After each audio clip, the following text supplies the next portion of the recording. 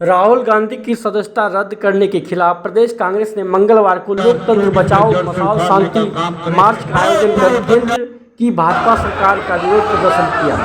प्रदेश अध्यक्ष राज ठाकुर और प्रदेश प्रभारी अविनाश पांडे के नेतृत्व में मसाल शांति मार्च जिला स्कूल से आरंभ होकर अमर शहीद को नमन करते हुए कचहरी चौक होते हुए राजभवन तक पहुंचा। कांग्रेसियों ने राजभवन के समक्ष केंद्र की भाजपा सरकार के खिलाफ जमकर नारेबाजी की। वहीं खिजरी विधायक राजेश कश्यप ने भाजपा पर हमला करते हुए कहा कि कांग्रेस ने देश को संवारने का काम किया, जबकि भाजपा देश को बेचने में लगी हुई है, तमाम सरकारी संस्थानों को बेच दिया है। कांग्रेस के राष्ट्रीय अध्यक्ष राहुल गांधी ने जब जनता की आवाज़ सांसद में उठाने का काम किया तो भाजपा ने उनकी सदस्यता रद्द करवा दी। जनता अब जाग चुकी है, कांग्रेस जनता के साथ आंदोलन करेगी। वहीं प्रदेश प्रभारी अविनाश पांडे ने मीडिया से बात करते हुए कहा कि भाजपा सरकार लोकतंत्र की हत्या कर रही है, देश में आपातकालीन जैसी स्थिति पैदा करती रही है। महंगाई, बेरोजगारी, भ्रष्टाचार के खिलाफ कांग्रेस पूरे देश में जनता के साथ आवाज उठा रही है। श्री पांडे ने कहा कि राहुल गांधी को संसद में बोलने नहीं दिया गया, उनकी आवाज़ को दबाने के लिए उनकी सदस्यता रद्द करवा दी गई। सभी कांग्रेसी एकजुट होकर पूरे देश में सत्याग्रह के माध्यम से विरोध प्रदर्शन कर रहे हैं। बचाने के लिए जिस प्रकार से इस देश का भविष्य को बचाने के लिए राहुल गांधी जिस प्रकार से नरेंद्र मोदी के साथ मुखर होकर के जिस प्रकार से अकेले लड़ाई लड़ रहे हैं, आज कांग्रेस कार्यकर्ता ही राहुल गांधी के साथ नहीं है, बल्कि प्रजातांत्रिक व्यवस्था में, संवैधानिक व्यवस्था में विश्वास करने वाले लोग आज राहुल गांधी के साथ है। ये लड़ाई सिर्फ सोनिया, राहुल और प्रियंका का नहीं है, ये लड़ाई प्रजातंत्र को बचाने का लड़ाई है। इसलिए हम तमाम लोगों को अपने घरों से, अपने टोले मोहल्ले में निकलना होगा, अपने टोला मोहल्ला से अपने पंचायत में निकलना होगा, अपने पंचायत से प्रखंड में निकलना होगा और प्रखंड से हमको जिला में निकलना होगा। तभी जो है कि 2024 में राहुल जी के हाथ को मजबूत कर सकते हैं। और ये जो तानाशाही सरकार है या जो तानाशाही सरकार है, सरकार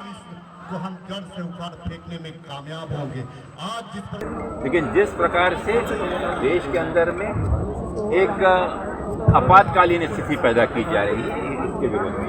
ये आवाज़ है महंगाई के विरोध में, ये आवाज़ है बेरोजगारी के विरोध में, ये आवाज़ है देश की नीतियों के बारे में, ये आवाज़ है एक जन सामान्यता को तो कृपा करके इसका ध्यान जो विशाल यात्रा निकाली जा रही है के माध्यम से पूरे प्रदेश के अंदर में इसी प्रकार की सभी जिलों में पूरे प्रदेश के अंदर में निकाली जा रही है। ये यात्रा लोगों में जागृति पैदा करने के लिए निकाली जा रही है। ये यात्रा